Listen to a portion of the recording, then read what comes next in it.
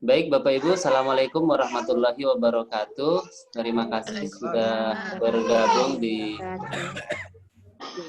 room ini. Ini adalah sesi pertama untuk kelas berbagi. Jadi berdasarkan diskusi dengan Bapak Ibu sekalian, ternyata kita melihat banyak sekali sebenarnya potensi Bapak Ibu senior-senior di VIP yang selama ini terlalu banyak show di luar. Nah, kita menginginkan agar bisa berbagi untuk di kita-kita sendiri.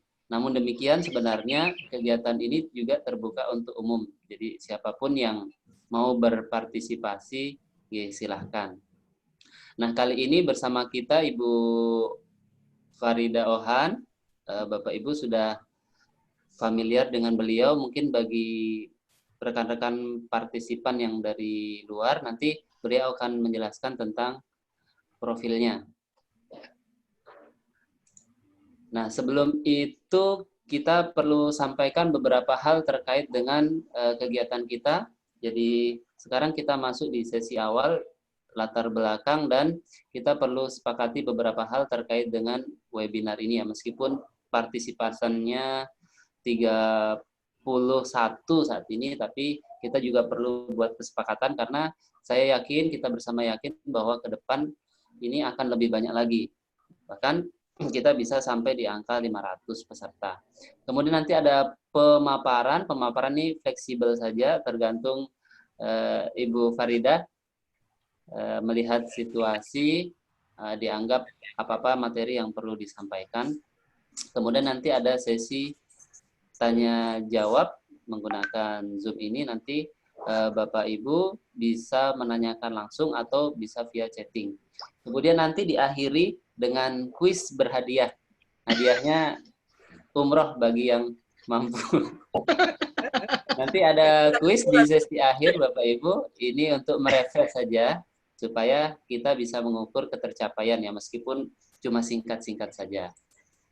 Nah, Bapak Ibu, terkait dengan aturan selama webinar ini yang pertama diharapkan Bapak Ibu bisa mengikuti dari awal sampai akhir selama sesi berlangsung. Kemudian yang kedua, kita semua diharapkan untuk dapat berpartisipasi aktif dalam kegiatan, termasuk bertanya atau ikut menambahkan penjelasan ini, karena sesinya berbagi. Ibu Farida sudah menjelaskan bahwa beliau pemantik saja yang menjadi narasumber kita bersama, jadi sangat diharapkan kalau ada penjelasan dari Bapak Ibu sekalian untuk menambahkan penjelasan beliau, dipersilahkan. Kemudian terakhir ini bersama-sama menjaga agar situasinya tetap kondusif. Ya, dengan segala keadaan yang ada, kita punya ini Bapak Ibu ada aturan kodifikasi untuk webinar. Nah, jadi ada simbolnya Bapak Ibu, ada simbol hijau, kuning, merah, dan hitam. Kalau kode hijau berarti Bapak Ibu diharapkan mic-nya on dan kameranya juga on. Nah, nanti ada kode kuning Bapak Ibu, kameranya on, mic-nya harus di-off-kan.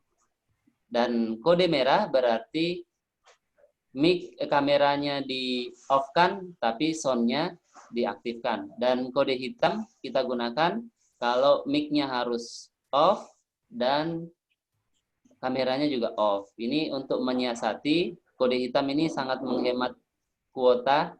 Jadi nanti kita akan mendengarkan materi dengan kode hitam atau kode kuning. Nah, sebelum itu Bapak Ibu, kita mau ngecek dulu ini. Ini sebagian memang kita sudah kenal bersama, ini teman-teman kita, mungkin sebagian juga dari luar. Nah, Bapak Ibu bisa, bentar saya coba share.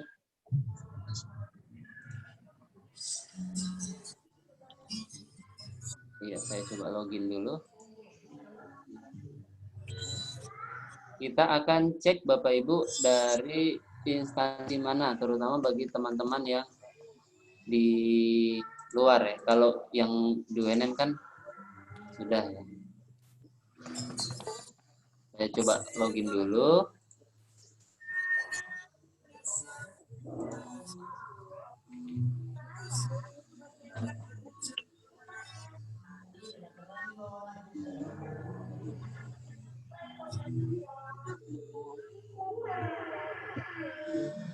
Sebentar, mohon ditunggu Bapak Ibu, ini lagi proses.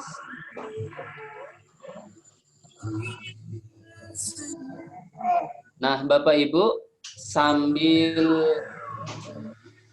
mempersiapkan segala sesuatunya, menunggu juga yang lain lagi join, Bapak Ibu bisa buka di browser Bapak Ibu di HP masing-masing. Di browser diketik slido.com, kemudian masukkan key pip UNM Bapak Ibu. Nah, ini sama-sama kita coba cek daftar hadirnya dari data ini Bapak Ibu. Silahkan. Ya, silahkan Bapak Ibu masuk di slido.com, kemudian ketikkan kata kunci pip UNM.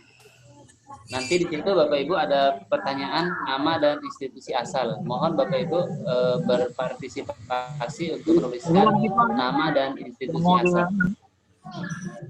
Ya, silahkan Bapak Ibu, Zoom-nya tetap aktif, tapi buka browser. Belum ada yang bergabung. Buka browser Bapak Ibu. Sambil buka browser, kemudian ketikkan slido.com, kata kuncinya VIP UNM. Ini yang sudah bergabung hadir Muhammad Husni dari UNM. Ditunggu yang lain Bapak Ibu. Ditunggu yang lain. Silahkan dibuka browsernya Bapak Ibu, dibuka browsernya. Novi Kartika, UNM. Ya, sambil dibuka browsernya Bapak Ibu.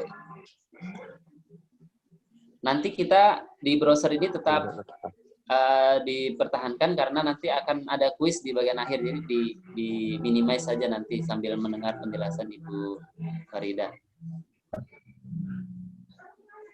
Hardika Rahayu, Khairunisa, Abu Bakar, sudah 6 berpartisipasi aktif.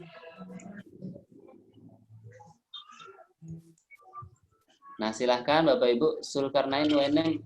Ini selamat datang Pak Ahmad dari IAIN Palopo. Ada juga bergabung Ibu Farida dari Palopo ini, rekan kita. Kemudian Siti Khairunisa dari BKK. Perwakilan BKK. BKKBN. BKKBN ya, betul. Ya.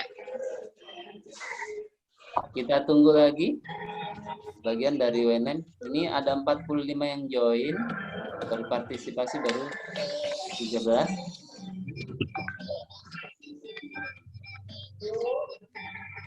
Adik-adik enggak kayak.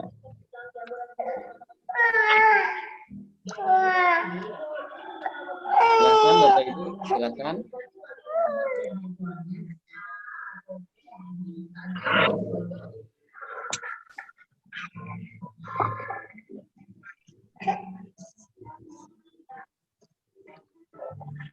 Sudah ada 14. Naik 15, kita lanjutkan.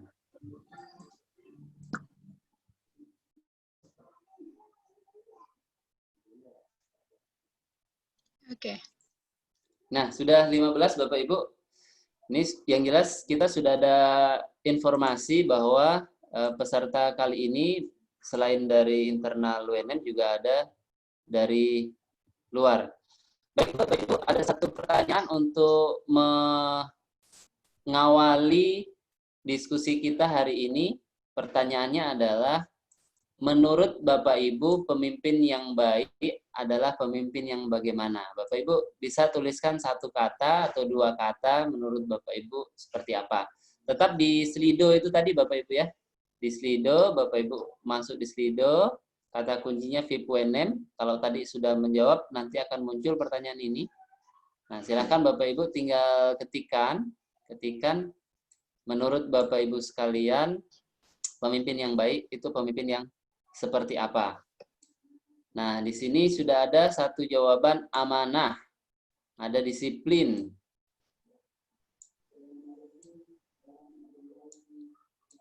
sudah masuk mengayomi anggotanya, bijaksana. Ini sudah 4 berpartisipasi Bapak Ibu. dari 45 partisipan. Silahkan yang lain kami tunggu.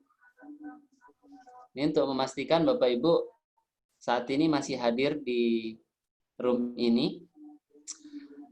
Nah, dari 7, ini yang paling populer adalah mengayomi dan bijaksana. Kita tunggu sampai 15 ya, tadi 15. Mudah-mudahan sekarang bisa di atas 15. Jadi ini menurut Bapak Ibu yang paling penting sebagai seorang pemimpin saat ini, bijaksana, amanah, jujur. Jawab ini mungkin bertanggung jawab ya. Ya, satu lagi sebelum kita serahkan ke Ibu Farida untuk menyampaikan pemaparannya. Satu lagi, ini baru 14. Nah, sudah 15. Nah, baik Bapak Ibu, saat ini sudah masuk semua, sudah lebih dari 15, yang lain mungkin juga menyusul. Jadi menurut Bapak Ibu, pemimpin yang saat ini Bapak Ibu idam-idamkan adalah pemimpin yang bijaksana, jujur, mengayomi, konsisten, amanah, dan cerdas. Tapi yang paling populer adalah bijaksana. Nah, bagaimana kriteria pemimpin yang bagus, Bapak Ibu? Sekarang kita masuk ke sesi. Nah, kita masuk ke sesi, kita serahkan ke Ibu Farida Ohan untuk memberikan pengantar untuk pemantik kita diskusi hari ini. Nah, saya berharap Bapak Ibu menggunakan mode hitam, boleh menggunakan mode hitam di mana kamera boleh off, mic juga off, atau mode kuning di mana mic tetap dalam kondisi off dan kamera di-on-kan. Selanjutnya saya serahkan ke Ibu Farida Ohan untuk memberikan pemaparan. Terima kasih. Silakan Ibu. Baik, terima kasih Mas Toto. Saya boleh share screen dulu ya? Ya, silakan Bu.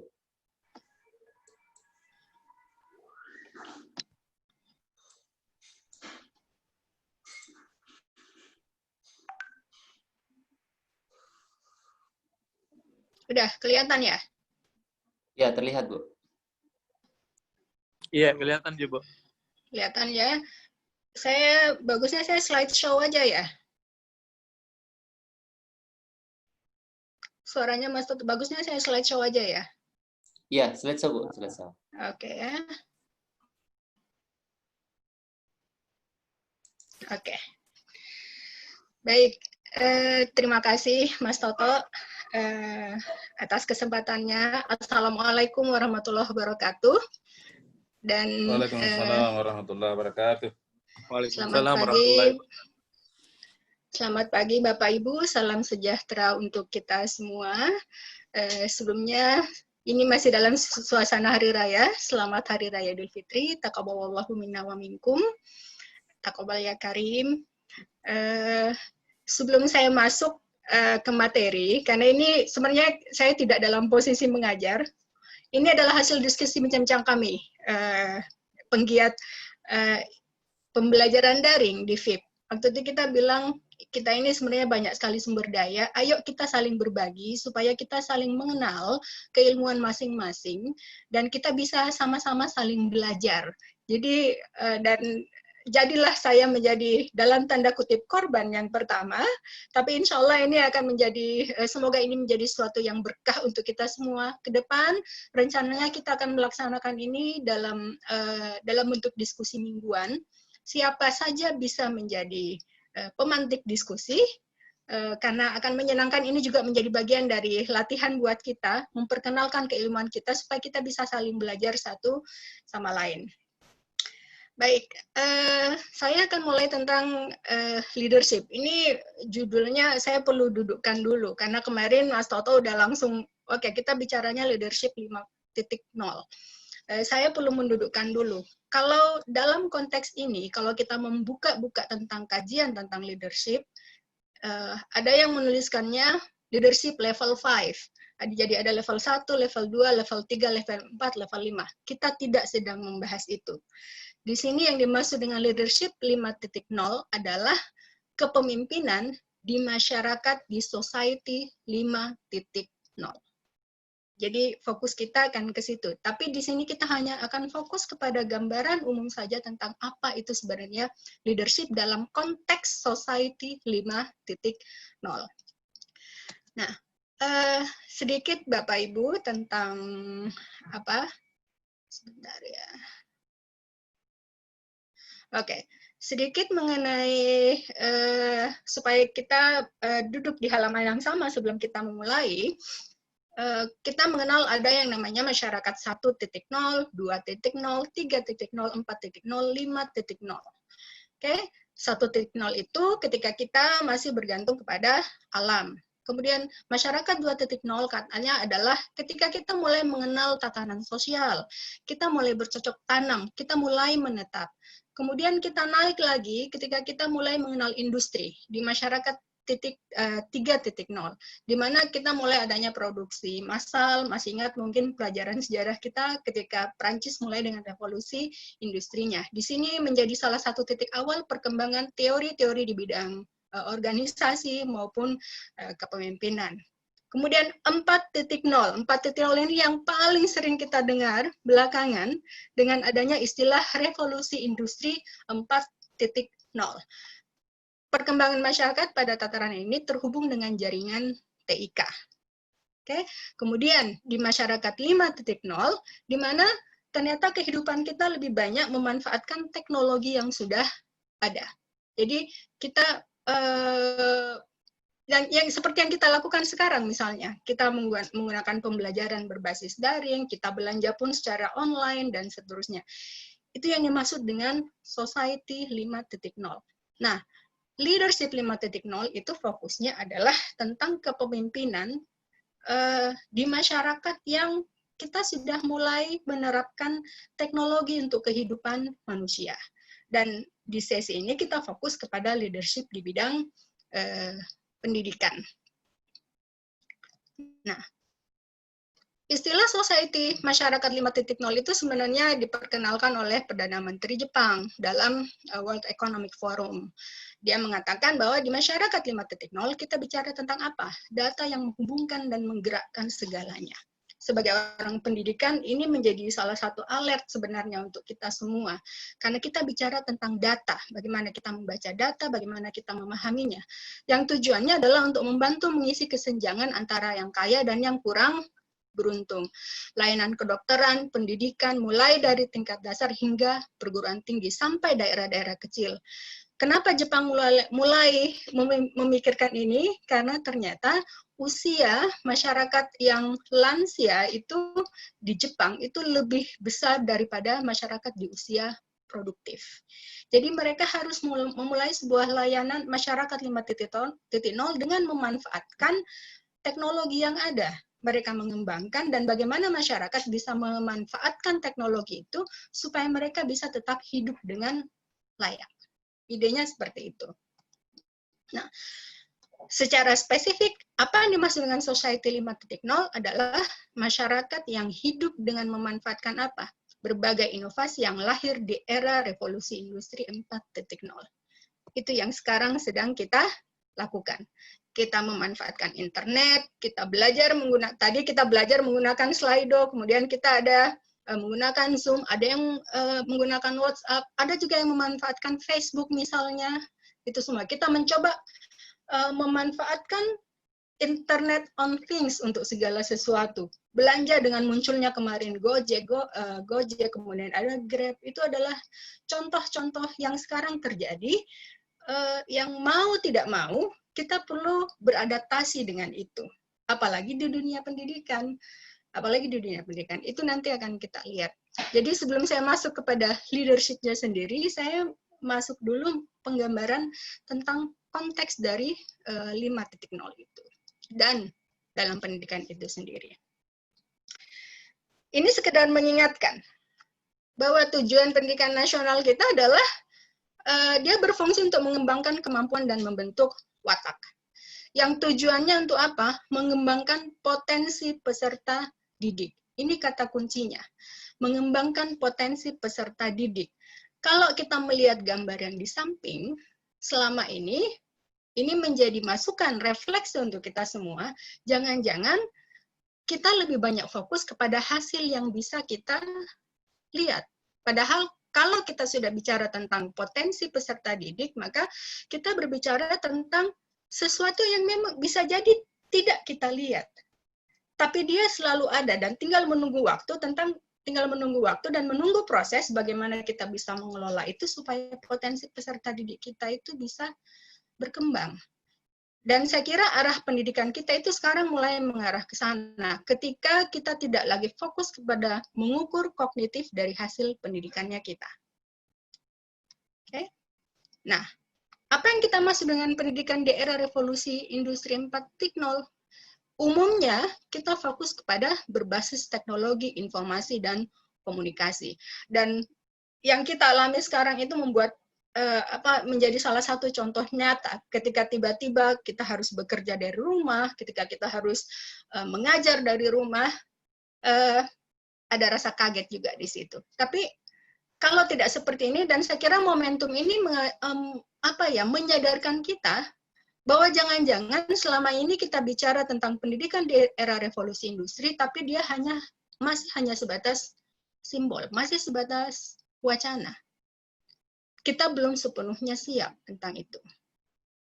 Jadi ini ada berkah juga adanya virus corona ini, akhirnya memaksa kita untuk menggunakan teknologi yang ada dan beradaptasi, dan rasanya proses pendidikan kita bisa berjalan, meskipun belum secara maksimal.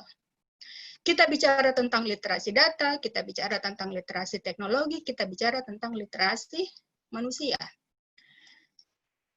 Kemudian, ini saya ngambil dari kementerian. Kita lihat, kecakapan abad 21 menurut kementerian. Waktu itu, ini masih sebelum disatukan kementeriannya, tapi masih menarik untuk kita kaji. Kecakapan abad 21 itu terdiri atas apa? Literasi, karakter dengan kompetensi.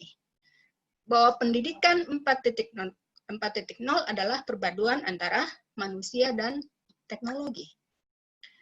Fondasi literasinya ada literasi itu sendiri, ada numerik. Literasi itu adalah keterampilan membaca, dan saya kira bukan hanya sekedar membaca saja, karena dia akan terkait dengan keterampilan yang lain. Ada numerik, ada literasi sains, ada literasi teknologi, literasi finansial. Ini juga menjadi suatu yang sangat-sangat penting, apalagi ketika banyak sekali ada orang-orang, misalnya contoh yang terjadi sekarang, orang-orang yang mereka memiliki penghasilan yang luar biasa, tetapi akhirnya sekarang harus mengalami pengurangan karena adanya pandemi COVID-19 ini.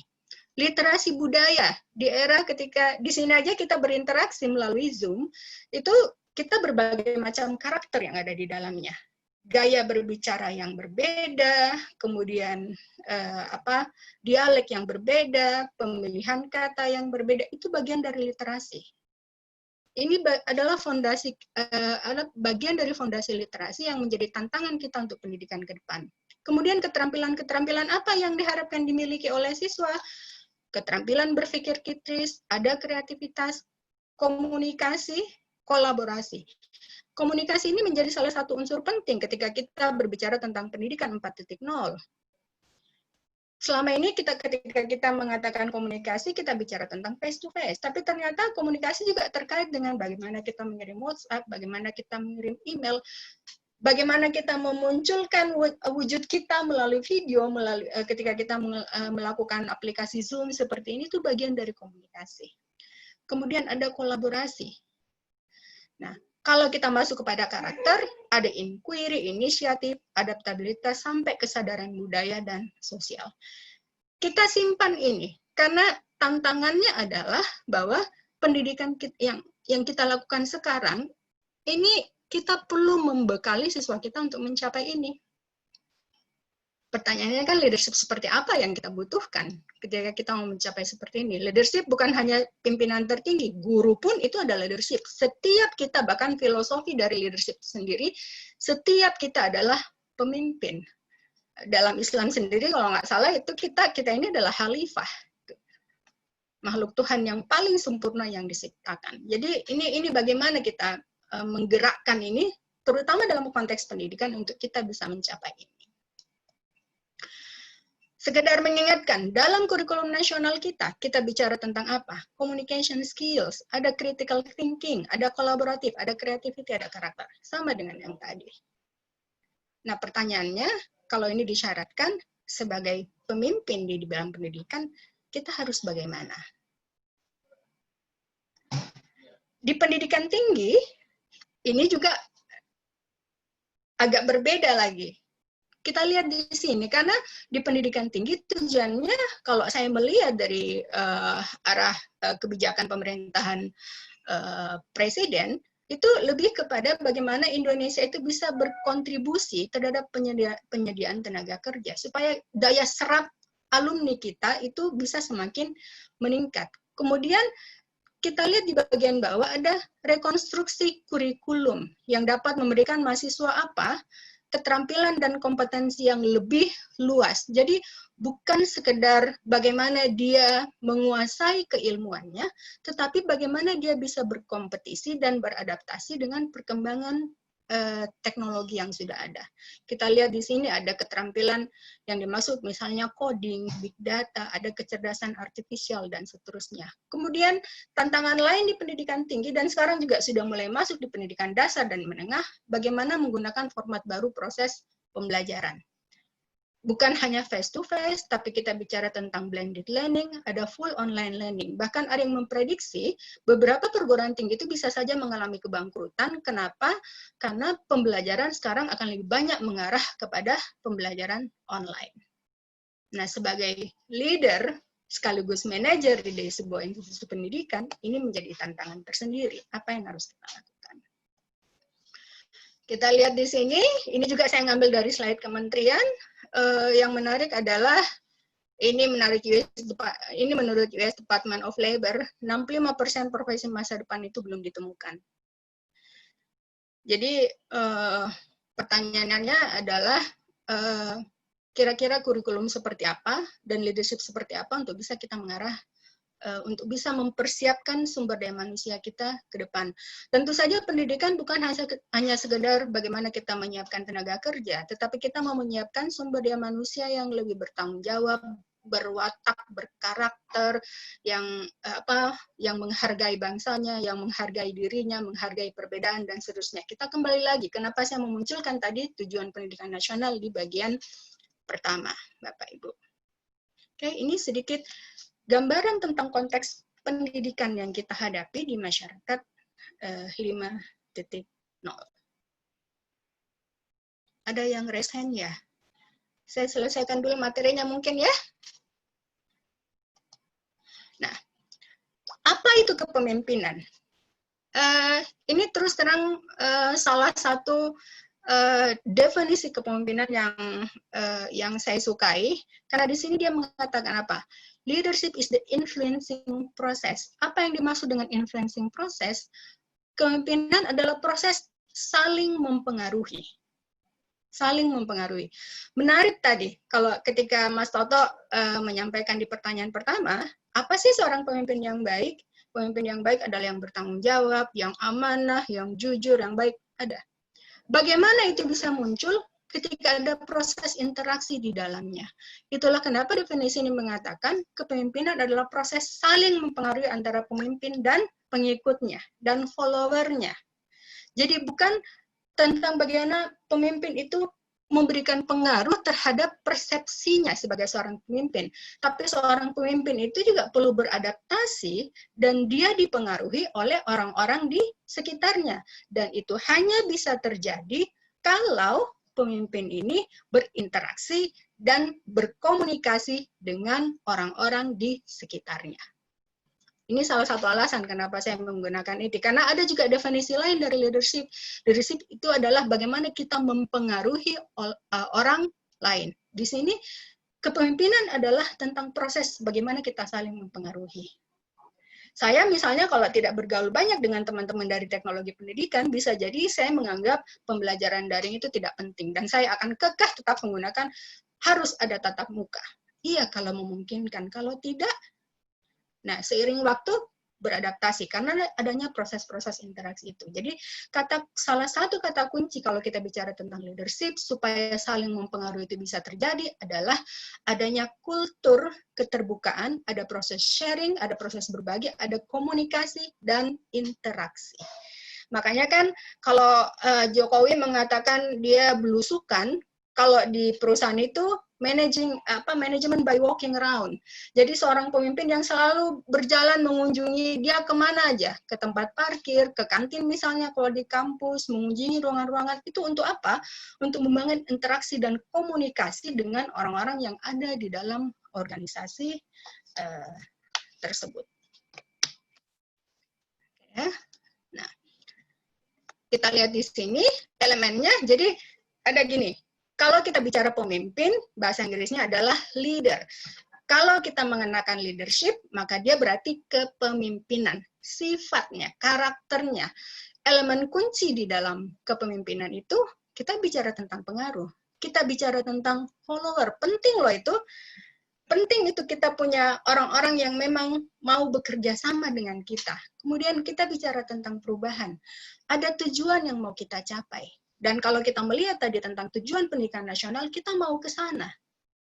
Ini menjadi suatu amanah. Tadi disebutkan bahwa seorang pemimpin yang baik adalah yang amanah. Itu menjadi amanah bagi kita semua yang memang bekerja di bidang pendidikan ini. Bahkan di bidang lain pun seperti itu. Kemudian kita bicara tentang sumber daya manusia. Ada orang-orang di situ. Jadi kepemimpinan itu hanya bisa jalan kalau ini semua ada. Ini semua ada. Kalau ada pemimpin yang merasa dia bisa jalan sendiri, yang penting orang lain ikut, maka itu berarti bukan kepemimpinan. Yang dia gunakan adalah power, kekuasaan. Kalau itu yang terjadi ketika power itu hilang, maka pengaruh juga akan hilang. Tapi kalau kepemimpinan, dia akan selalu ada. Dia bisa diperkuat ataupun diperlemah dengan adanya power. Yang tidak kita inginkan adalah ketika pengaruh itu terjadi hanya karena adanya power. Karena organisasi itu bisa menjadi tidak sehat. Nah, ada yang suka mengkaitkan, apa sih bedanya kepemimpinan dengan manajemen? Apa bedanya leader dengan manager? Ada salah satu kata kunci yang dimunculkan, bahwa ini dituliskan oleh Cuban, dan Bush ini adalah salah satu orang yang sangat banyak mengkaji tentang educational leadership dan management. Kalau kita sudah bicara tentang leadership, maka pasti kaitannya dengan perubahan. Itu esensial sekali. Makanya tadi di slide yang ini kita katakan salah satu komponen inti adalah tentang perubahan. Nah, kalau kita bicara tentang manajer atau manajemen dan bagaimana dia melakukannya, maka dia hanya fokus kepada bagaimana dia melaksanakan aktivitas. Jadi kalau dia hanya sebatas melaksanakan aktivitas tanpa adanya perubahan-perubahan yang dirasakan di dalam organisasi, maka leadership di organisasi tersebut belum jalan. Dan supaya leadership itu jalan, perlu ada komunikasi, perlu ada interaksi. Ini menjadi refleksi untuk kita semua, seberapa sering kita berkomunikasi dan berinteraksi dengan orang-orang yang ada di dalam organisasi kita. Nah, kita lihat ini sedikit aja, saya tidak akan banyak. Manajemen, the art of getting things done through people. Saya mau lihat di sini, redefining leadership, bahwa ternyata ketika kita bicara tentang leadership, kita bicara tentang mengelola sistem, bukan mengelola orang saja, bukan menyuruh orang untuk bekerja, tapi bagaimana kita sebagai leader menyiapkan sistem. Dan itu kita menyentuh seluruh aspek di dalam organisasi, keuangannya, sumber daya manusianya, infrastrukturnya, dan seterusnya. Di sini dikatakan bahwa manajemen adalah suatu proses menggunakan sumber daya organisasi. Pertanyaannya adalah, kalau seorang pemimpin mau mengetahui sumber daya yang ada di dalam organisasinya, apa yang harus dia lakukan? Balik lagi, komunikasi, berinteraksilah, dengarkan orang-orang yang ada di dalam organisasi kita. Ini yang kadang-kadang kita lupakan.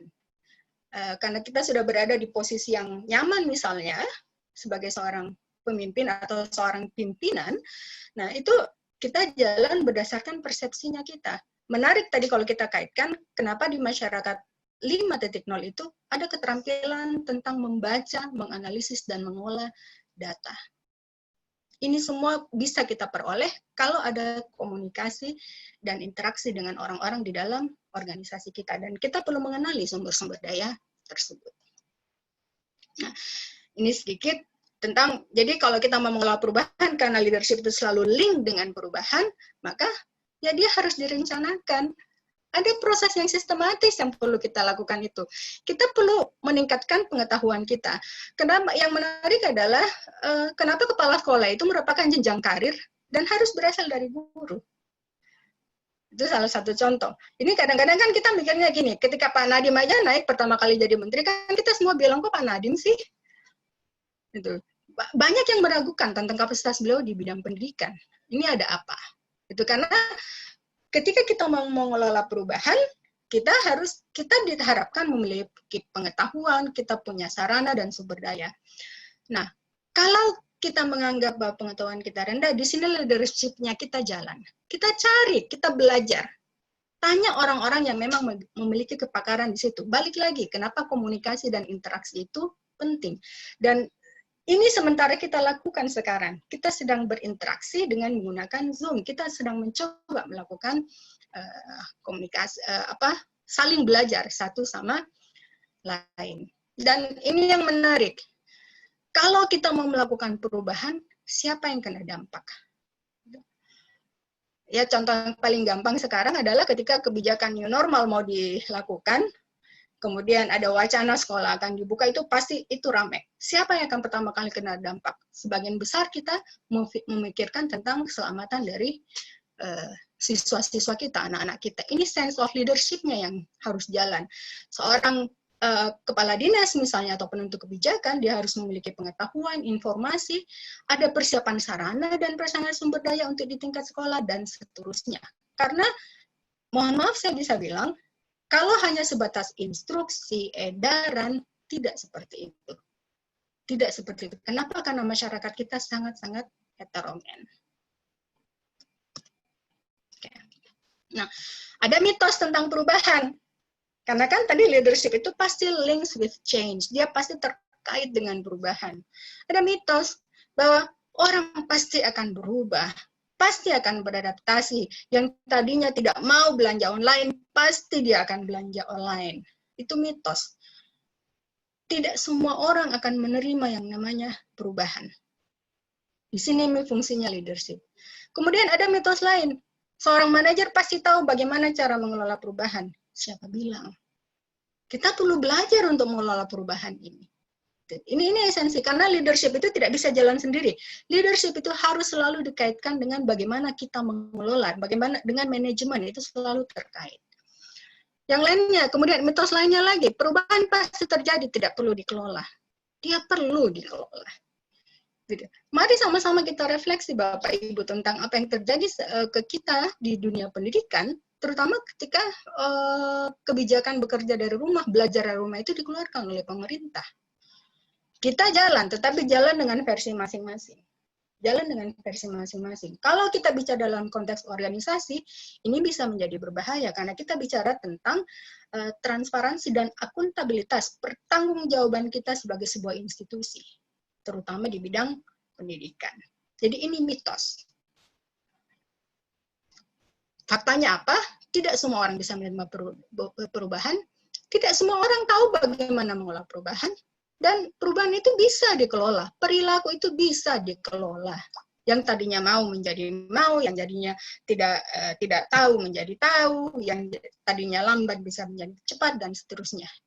Dia bisa dikelola, terutama dalam konteks karena kalau sudah bicara organisasi kita punya koridor tentang itu. Saya ngambil contoh, ketika kebijakan belajar dari rumah keluar, banyak yang menerjemahkannya dia berbasis teknologi, berarti ada pembelajaran jarak jauh, ada dalam jaringan, ada sinkron, ada asinkronus, dan seterusnya. Faktanya adalah untuk konteks Indonesia, tidak semua ternyata bisa berbasis teknologi. Indonesia yang dari Sabang sampai Merauke, kalau dengar-dengar cerita guru, ada yang tetap harus mengunjungi siswanya. Di daerah pegunungan nggak ada sinyal. Mereka tidak punya handphone, mereka tidak punya smartphone. Pemerintah menyediakan pembelajaran di TVRI, ternyata tidak ada TVRI juga di sana. Jadi ada hal yang menarik, saya pernah mendengar di New Zealand misalnya, ketika kebijakan belajar dari rumah itu dikeluarkan, pemerintah itu akhirnya menggelontorkan dana dan mereka membangun sebuah dalam tanda kutip sistem pembelajaran online yang bisa diakses oleh seluruh siswa. Itu berarti mereka mengelola, bukan menyerahkan sepenuhnya kepada sekolah misalnya atau kepada guru. Tapi karena kita juga dalam proses adaptasi, alhamdulillah proses pembelajaran kita masih bisa berjalan. Tetapi saya kira ini menjadi refleksi untuk kita semua bahwa ini ada hal yang perlu kita kelola untuk merespon kondisi Indonesia yang sekarang. Dan saya selalu melihat ada hal positifnya bahwa ternyata kita bisa menjadi sangat melek teknologi. Kita sedang dalam proses belajar kembali. Nah, ini yang banyak digunakan kan ketika pembelajaran beragam. Nggak usah jauh-jauh, di UNM saja kita sangat-sangat beragam. Bagaimana kita menerjemahkan tentang konsep pembelajaran belajar dari rumah ini. Nah, di mana fungsi leadership-nya? Kalau ini kita tidak kelola, kita biarkan, kita akan saya menggunakan mungkin istilah terjun bebas. Kita menggunakan versi masing-masing. Sementara dalam sebuah organisasi ada namanya pertanggungjawaban. Di sini fungsi esensi dari leadership itu sendiri. Oke, apa yang terjadi awal-awal kan kita kaget, kita bingung, kita tidak siap. Akhirnya jalan juga. Tapi tetap aja ini masih terjadi.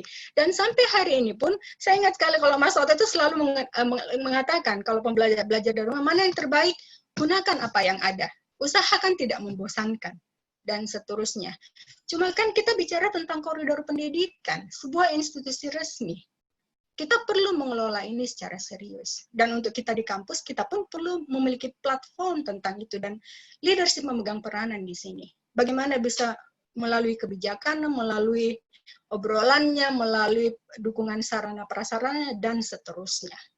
Gitu. Kalau leadernya tidak melakukan, misalnya, menyerahkan sepenuhnya kepada praktisi di lapangan, kita akan berjalan sesuai dengan versi kita masing-masing, dan ini bisa menjadi masalah juga ke depan. Dan yang paling penting, dia bisa membingungkan siswa. Ini salah satu contoh nyata. Oke, nah bagaimana kita mengatasi kalau misalnya ada yang menolak untuk berubah? Ada pendidikan, ada komunikasi. Ini saya hanya akan menyinggung saja, tidak akan lama-lama lagi. Ada partisipasi, selalu kuncinya ada di komunikasi dan interaksi. Selalu muncul. Ikut sertakan orang-orang yang ada dalam organisasi kita. Oke, kemudian ada fasilitas, ada bantuan, ada proses negosiasi. Pasti ada satu titik tertentu, bahkan perubahan itu memang harus dipaksakan. Secara teori itu dibenarkan. Dengan melihat, karena memang seperti itu ya, PSBB saja sebenarnya kan bagian dari pemeraksaan sebenarnya. Ketika mall ditutup misalnya kemarin, ketika pembelajaran tidak bisa dilakukan lagi di sekolah, itu dalam tanda kutip sebenarnya kita dalam kondisi dipaksa untuk bisa beradaptasi dengan itu. Nah, pertanyaannya adalah ketika itu sudah terjadi, kemudian dukungan apa yang bisa diberikan oleh institusi? Leadership-nya yang harus jalan. Oke, ini tentang Society 5.0.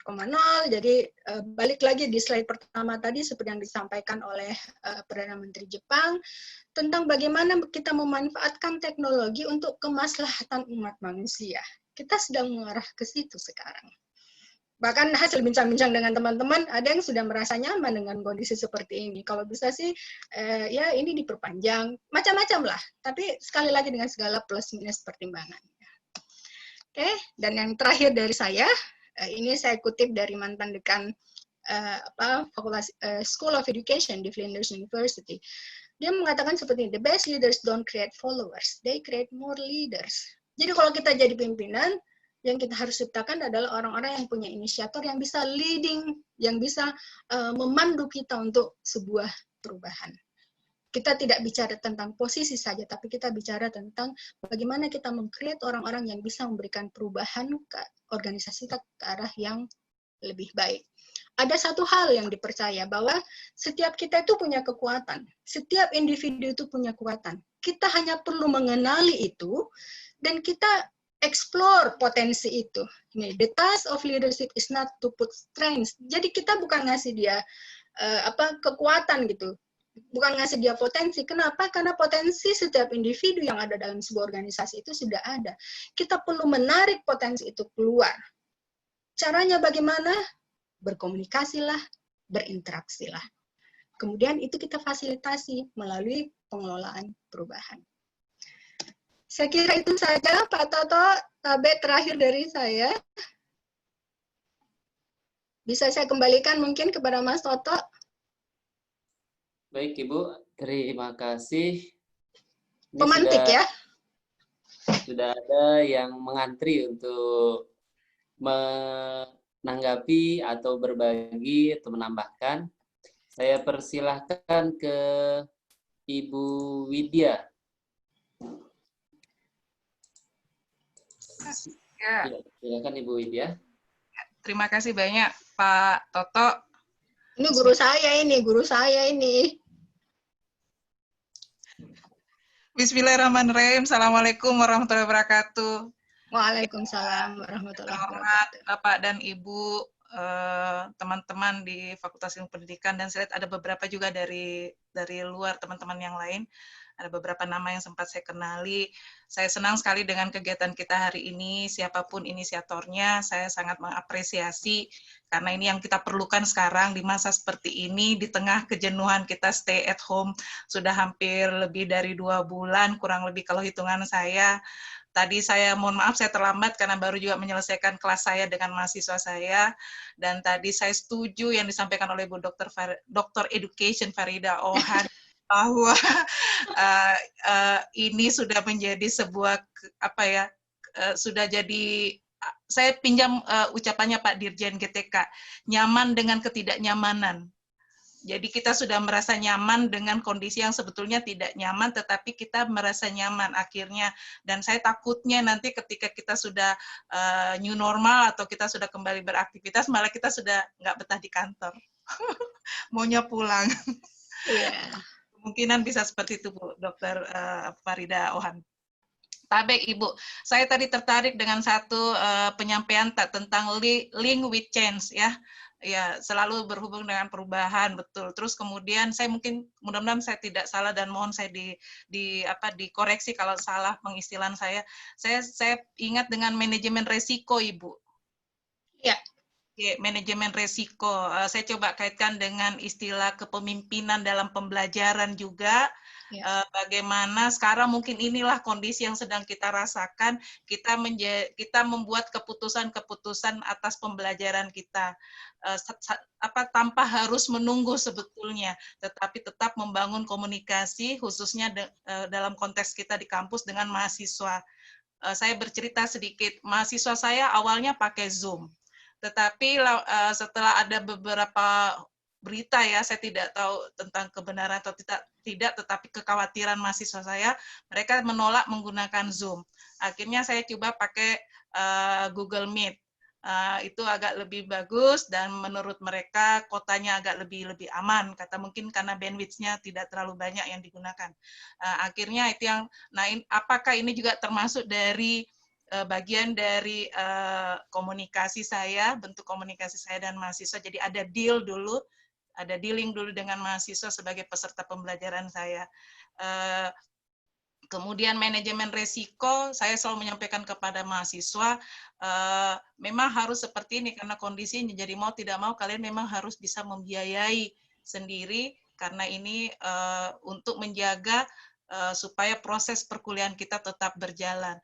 Walaupun saya juga secara pribadi meyakini bahwa tidak maksimal ketercapaiannya, Bu. Mungkin ada kompetensi mungkin yang tidak tercapai dengan maksimal dengan baik karena kondisi seperti ini.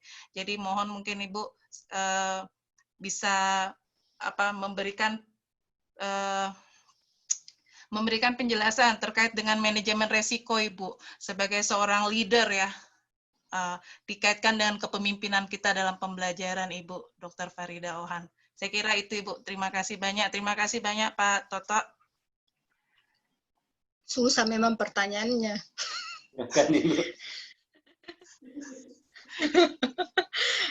Iya, jadi sebenarnya begini, dalam setiap kalau kita udah bicara tentang manajemen resiko, sebenarnya kita itu selalu terkait dengan apa sih, dengan keputusan yang akan kita ambil, bahwa setiap keputusan pasti ada konsekuensinya. Dan bagaimana kita bisa meminimalisir ini, senang sekali, terima kasih Bu Wit atas sharingnya tadi, bagaimana kita berkomunikasi dengan mahasiswanya kita, karena kita memang mencoba untuk meminimalisir dalam kondisi yang ada, tetapi kita juga mencoba memaksimalkan tujuan yang mau kita capai. Nah, ini kalau saya melihatnya begini, pertanyaan Bu Widya tadi akhirnya memperlihatkan kepada kita bahwa sebagai seorang leader, ternyata banyak perlu dipelajari. Kita perlu belajar tentang proses pengambilan keputusan. Kita perlu belajar tentang bagaimana mengelola risiko. Dalam tren-tren kajian leadership, bahkan salah satu tantangannya adalah bagaimana kita bisa deal dengan resiko ini. Saya takut pakai istilah berdamai, nanti diarahkan ke politik lagi. Tidak, tetapi bagaimana kita meminimalisir dengan melihat kalau sebuah keputusan kita ambil, apa dampaknya, siapa yang akan kena dampak, dan bagaimana kita bisa meminimalisir dampak tersebut. Jadi dalam mengelola perubahan, Ibu Wit, memang kita perlu melihat siapa terutama siapa orang-orang yang akan terkena dampaknya baik secara positif dan negatif. Kita bisa mulai dari situ misalnya. Nanti bisa ditambahkan, tapi saya lihat di sini ada pertanyaan dari Pak Usman Bafadal ya tentang karakter.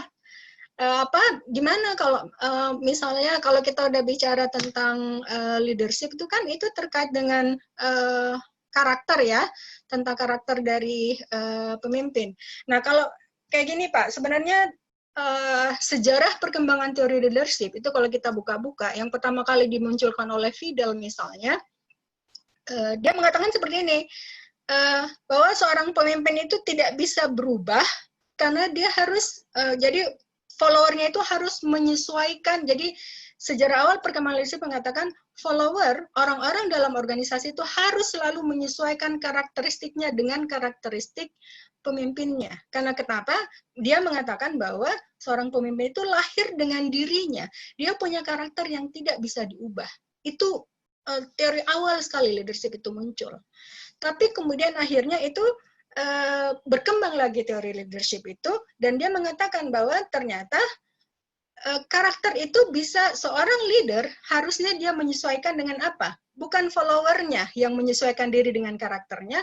Seorang leader itu, kenapa tadi ada saling mempengaruhi? Karena dia beradaptasi dengan situasi di mana dia berada, dia juga beradaptasi dengan karakteristik dari orang-orang yang ada di dalam organisasinya. Jadi kalau awal-awal, kalau kita melihat teori awal dari leadership itu memang ada yang, ada semacam kuesioner, Bapak Ibu, yang digunakan untuk melihat kita ini masuk karakternya di mana.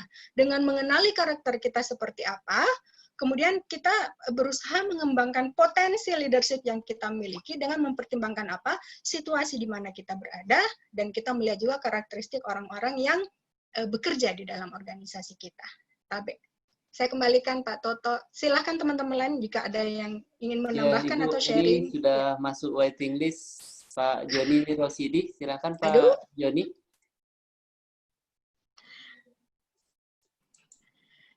Silahkan Pak Joni. Kita tunggu. Ya, silakan Pak. Oke, terima kasih. Terima kasih Pak Toto.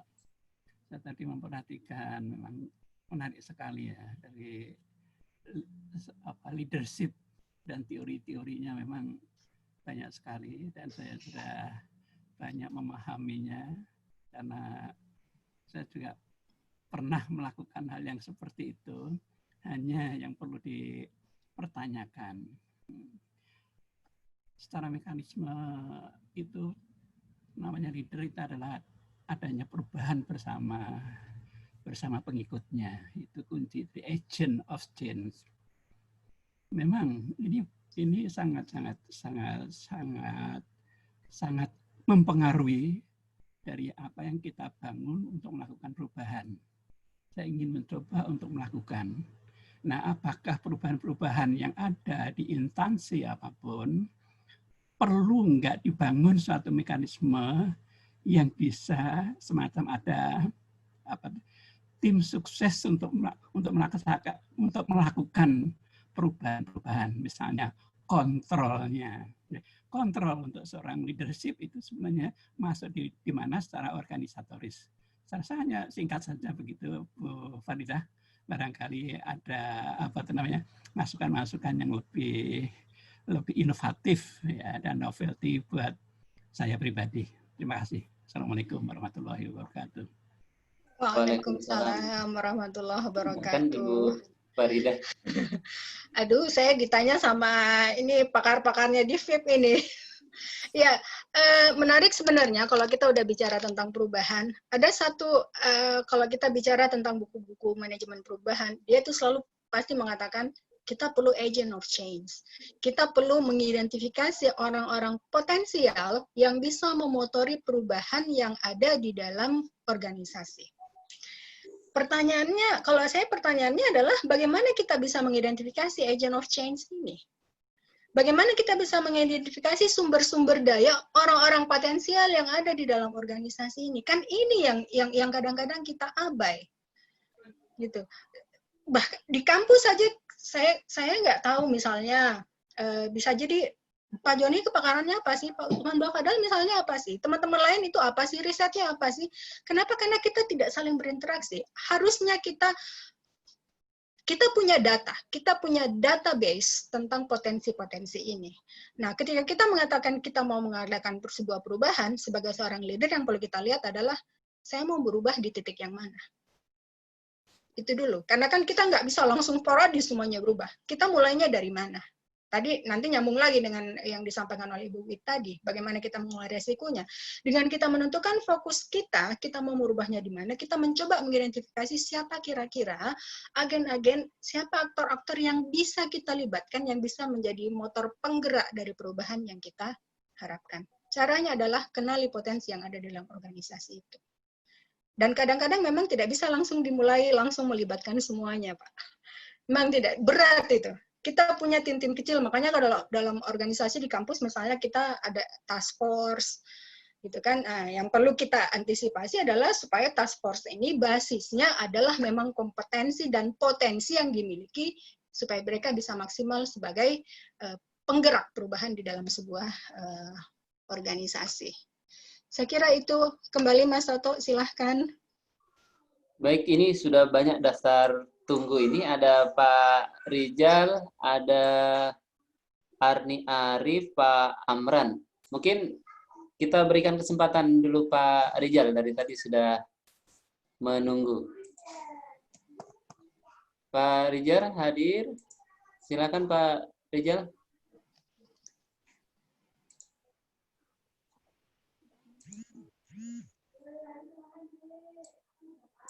Pak Rijal?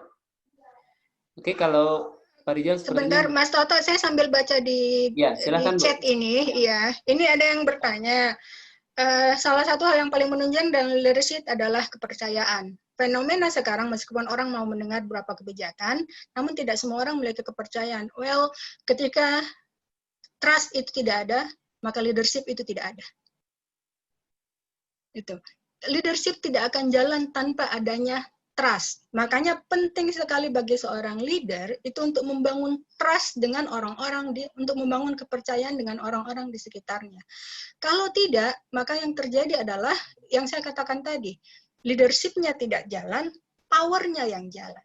Jadi kita melaksanakan sesuatu itu karena kita punya kekuasaan. Dan ini bisa berdampak, memberikan dampak yang tidak sehat terhadap kultur organisasi.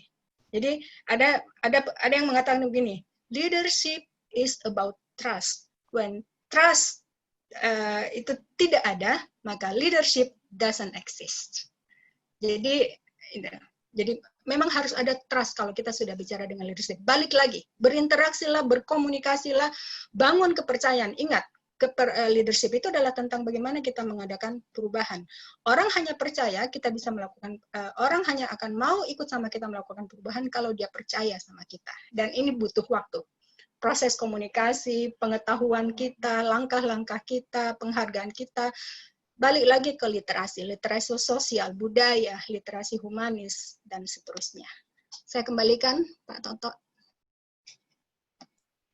Baik Bu, ini banyak sekali, tapi waktu sepertinya sudah 10:41 ini. Iya, betul. Iya, Jadi mungkin nanti pertanyaan-pertanyaan yang belum dibahas di sini nanti bisa disampaikan ke Ibu Ida langsung. Ya. Nomornya tadi sudah disampaikan. Iya. Kemudian ini yang sebenarnya kita tunggu yang dari luar UNM nih. Siapa tahu ada yang mau mewakili. Silahkan Bapak Ibu, kita tunggu satu lagi yang dari luar UNM. Ini Ibu Ida sudah kasih nomor beliau, nanti bisa ditanyakan langsung terkait pertanyaan-pertanyaan yang belum dibahas. Kalau yang terkait tadi, saya lihat ada banyak yang minta materi, Pak Toto, itu gimana tuh? Ya, materinya sebentar Bu, habis Jumatan. Nanti file PowerPoint-nya Ibu beserta rekaman video ini nanti kita upload di spada.vip.unm.ac.id. Jadi nanti setiap batch nanti akan ada direktorinya Bapak Ibu. Jadi kalau mau lihat materi-materi bisa dilihat di situ. Termasuk kalau misalnya Bapak Ibu pernah punya materi terbuka yang disampaikan di forum lain mau diunggah di situ, nanti bisa dikirim saya supaya saya bantu upload di situ untuk berbagi bersama. Ya. Ini karena sudah tidak ada lagi pertanyaan, kita akhiri dengan kuis, boleh Bu ya? Kuis ya? Boleh, sebentar Mas Toto, ini akan kita lanjut, akan ada sesi berikutnya lagi di Jumat depan rencananya Mas Toto ya? Iya, silakan Bu, siapa? Iya. Jadi Bapak Ibu silahkan yang mau share dan atau silahkan bisa juga kontak ke saya, itu akan kita fasilitasi. Kelasnya seperti ini aja, dan ini akan kita jadwalkan supaya ya menjadi Jumat berkah juga untuk kita semua. Oke, saya silahkan Mas Toto.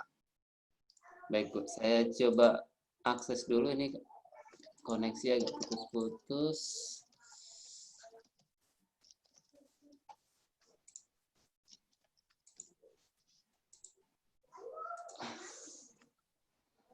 Nah, Bapak Ibu sekalian, ini untuk intermezzo saja ya. Ada 5 pertanyaan terkait dengan topik kita hari ini. Saya coba login dulu. Belum login. Saya coba login dulu. Bocor satu soal nih, sudah kelihatan. Ya, soalnya tadi laptop sempat ngehang. Oke. Nah, Bapak Ibu, silahkan dibuka browser. Ini kamera tetap on, Bapak Ibu. Kamera dalam kondisi on supaya kita bisa lihat ekspresi Bapak Ibu ketika menjawab kuis ini. Ini kuis tidak berat-berat Ibu Ida, cuma untuk ini aja variasi. Nah, Bapak Ibu silahkan kamera tetap on. Bapak Ibu bisa buka slido.com yang tadi kata kuncinya VIP UNM. Nanti Bapak Ibu akan diminta nama, silahkan ketikkan nama masing-masing. Sudah 2 bergabung Bapak Ibu, ini cuma ada 6 soal Bapak Ibu. 6 soal sederhana. VIP UNM baru 2 bergabung Bapak Ibu. Silahkan kita tunggu. Ya, kita tunggu. Kamera boleh juga di-on-kan kamera. Ini sekalian belajar bagaimana Mas Toto mengelola pembelajaran daring sebenarnya nih. Ini ada Pak Muhlis, Pak Usman. Kita tunggu yang lain. Dari 59 baru 5 yang join. Kita masih tunggu Bapak Ibu, kita tunggu. Bu Arnida, terima kasih Bu Arnida sudah bergabung di sesi kuis berhadiah. Umroh bagi yang mampu. Hadiahnya ditraktir Ibu Ida. Ya, Wahida, Siti Hairunisa sudah 8 bergabung. Bagi Bapak Ibu yang belum bergabung, Ibu Widya tadi menanyakan, silahkan Ibu Widya dan yang lain yang belum bergabung, buka browser, kemudian ketikkan slido.com alamatnya, slido.com. Slido.com ini ada di sebelah kiri ini penjelasannya. Silakan Bapak Ibu tetap Zoom-nya aktif, tapi sambil buka browser, slido.com alamatnya. Kemudian kalau minta key, masukkan key VIP UNM. Setelah di-enter nanti ada permintaan menuliskan nama. Nah, silakan diketikkan nama masing-masing, boleh nama panjang, boleh nama singkatan. Nah, silakan. Sudah 12 bergabung. Ini Pak Usman, Pak Samsurijal, terima kasih sudah bergabung. Pak Irfan, terima kasih Pak Irfan sudah bergabung. Kita tunggu 15 ya, 15 cukup. Nanti yang lain bisa menyusul. 15, Ibu Kartini. Oke, kita mulai Bu Ida ya.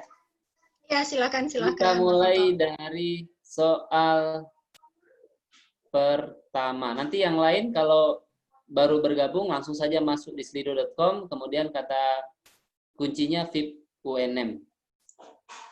Kita mulai soal pertama. Nah, silahkan Bapak Ibu, waktunya 20 detik dimulai dari sekarang.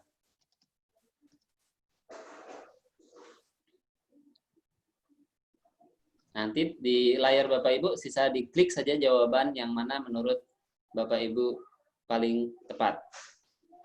Oke, waktu habis. Nah, ini 8%. Kita lanjut sesi soal kedua. Yang termasuk fondasi literasi adalah waktunya 20 detik. Nah, silahkan Bapak Ibu. Ini merefresh kembali ya, materi yang tadi. 3, 2, 1. Oke. Sudah ada 17 yang berpartisipasi. Ya, kita tidak bahas ya, cuma saya tunjukkan saja yang Ya. Nanti kita lihat. Juara 1, nah, silakan. Ya. Yang tidak termasuk dalam 5C, saya ikut tadi pembahasan ini. Ada karakter, kolaboratif, ada critical thinking. Waktu sisa 5 detik lagi.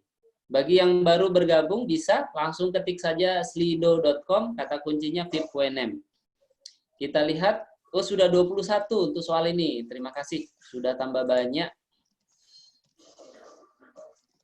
Kita lihat hasilnya, alhamdulillah 90% sesuai. Lanjut pertanyaan keempat. 17 detik, silahkan bagi yang bergabung. Ini tadi kita sudah sampai di angka 73 partisipan. Ini kita saat ini lagi di sesi kuis. Silahkan bagi yang baru bergabung, ketik VIP UNM. Oke, kita lihat jawabannya. Ternyata, ya, udah kalau senior-senior pasti benar semua. Nah, pertanyaan kelima. Silahkan Bapak Ibu, manakah yang termasuk mitos dalam perubahan? Waktunya 20 detik. Ini serasa musim UAS ya, padahal belum UAS. Supaya merasakan jadi siswa, Mas Toto.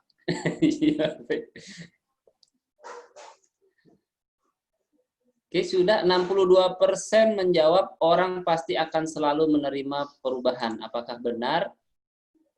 Jawabannya, ya kita lihat. Oh ya, benar. Dan pertanyaan terakhir. Ini harus 100% benar. Pertanyaan terakhir, siapa pemantik diskusi kita untuk batch pertama ini? Menjadi tumbal pertama istilahnya. Iya. Oke, waktunya tinggal 3 detik lagi. Kira-kira, oh ada yang bervariasi. Oke. Salah klik saja. Nggak apa-apa. Farida Ohan semua. Baik. Yang jadi juara adalah Natri, kemudian Bung Arapa, Pak Irfan, Mukhlis, Wahida, dan yang lain belum sempat berpartisipasi. Tapi saya yakin Bapak Ibu ini materi bisa dikembangkan dalam diskusi offline, Bapak Ibu, mungkin sambil ngopi-ngopi ke Prodi Administrasi Pendidikan. Nomor kontak tadi sudah disampaikan oleh Ibu Ida. Nah, untuk sesi pertama ini kita cukupkan mungkin. Silakan Ibu Ida, closing statement. Silakan. Ya, baik. Terima kasih Bapak Ibu atas waktunya untuk sama-sama kita hadir bersama di sini. Sekali lagi, sesi ini adalah sesi berbagi, kita sama-sama belajar. Tugas saya adalah sebagai pemantik diskusi. Ke depan, insya Allah kita akan tetap melakukan ini. Kami menyebutnya kelas berbagi dosen FIP UNM. Insya Allah rencananya akan kita laksanakan setiap hari Jumat, waktunya sekitar 1 sampai 1,5 jam. Untuk Bapak Ibu yang ingin juga menjadi pemantik diskusi, boleh menghubungi saya, akan kami jadwalkan. Sambil jalan sebenarnya kami juga sudah mempersiapkan tema-tema dan dan pemantik-pemantik diskusi yang lainnya. Terima kasih Bapak Ibu atas kehadirannya. Sehat selalu, insya Allah berkah aktivitas kita hari ini. Terima kasih. Assalamualaikum warahmatullahi wabarakatuh. Waalaikumsalam warahmatullahi wabarakatuh. Terima kasih Bu. Bersama kita mau kita bersama. Kameranya mohon di-on-kan. Saya ambil kameranya di-off-kan Bapak Ibu. Silakan kameranya di-on-kan Bapak Ibu.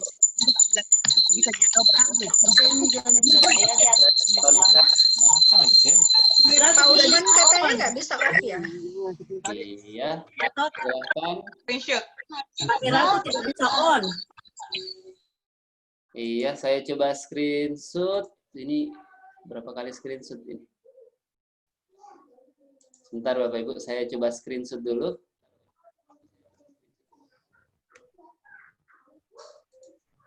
Iya, kita dua layar. Agak loading laptop, jadi mohon bersabar Bapak Ibu. Layar pertama.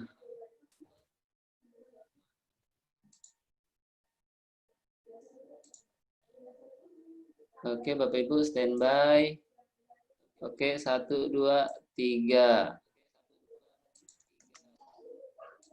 Layar kedua mohon bersiap standby. 1, 2,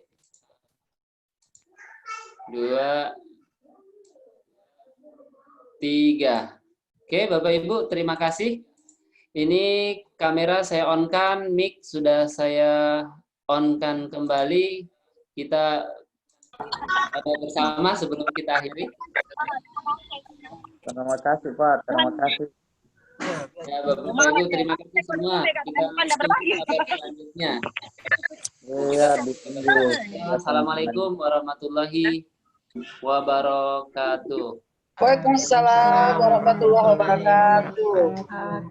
Saya pamit Bapak Ibu. Terima kasih Bu. Iya, sama-sama.